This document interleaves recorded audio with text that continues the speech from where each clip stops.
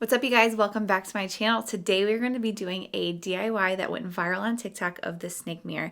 When I saw this, I absolutely fell in love and knew that I had to recreate it for my home. I know there's a lot of videos of this already out on TikTok, but this is the girl that I got my inspiration from, so I will link her down below. I will tell you this DIY is not for the weak. It tested my patience quite a few times, but we got it through. I got these snakes off of Amazon and I thrifted and thrifted and thrifted until I found the perfect mirror. And I ended up getting this for $10, and it is a sturdy, nice mirror. For supplies, super easy today. I have my hot glue gun, my E6000, a paintbrush, my painter's tape, and my favorite spray paint ever. I get this at Home Depot. It is the best. Get this.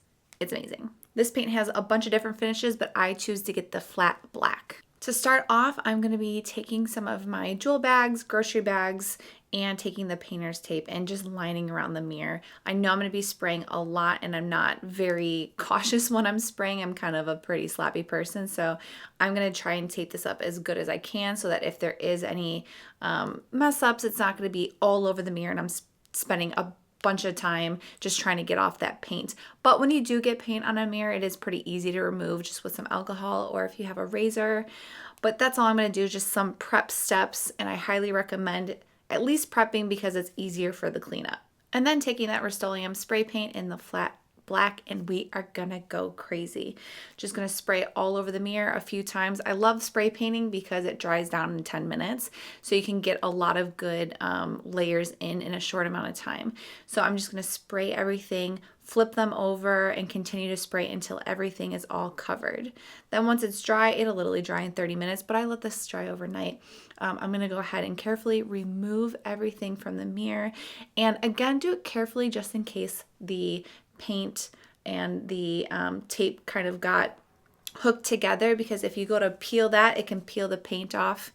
So just be careful. And then if there is any marks or anything like that, just take a little bit of alcohol and it cleans it right up nice. Now this part I wouldn't say is hard, but it's interesting to see how you kind of want to place these snakes. So I was trying my best to come up with my own little design, figuring out where I want them, how I want them to lay. I kind of want to give the illusion of a snake's movement of its own, but also trying to make it look aesthetic on the mirror, and it's a little difficult, I'll tell you that. I did start using a regular Scotch tape and that was dumb. Just use painter's tape. It sticks and holds the snakes there a lot easier. But honestly, just take your time coming up with your own design, seeing what you like. But I will tell you, I hated my design afterwards and I realized that I'm not that great. So I went back to the original video and I tried to emulate how she had the snakes. So basically this is like 100% a recreation. I didn't even put my own little spin on it. There's no originality here.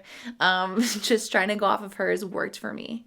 Now the gluing step actually wasn't difficult, but it's what followed afterwards, which was extremely difficult for me. So it's nice that I have all this tape laid down because I can just one by one kind of slightly lift up the area that I need to glue down.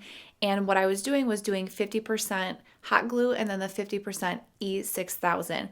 Well, afterwards I realized that that was a very bad idea. It needs to be about 90% of the E6000 and only 10% of the hot glue.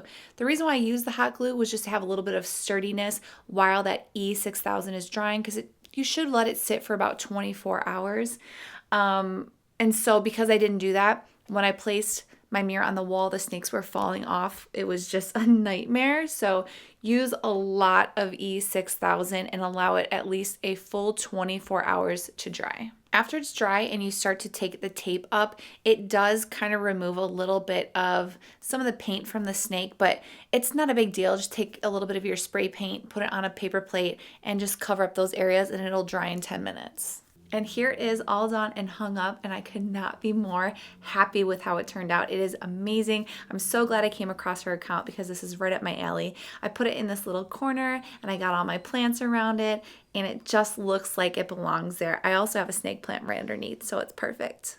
I did start decorating for Halloween, so if you see all my decorations, that is what that is. But again, here is just a nice overlook of it. I love it. Thank you guys so much for watching. I hope you enjoyed, and until next time, I'll see you later.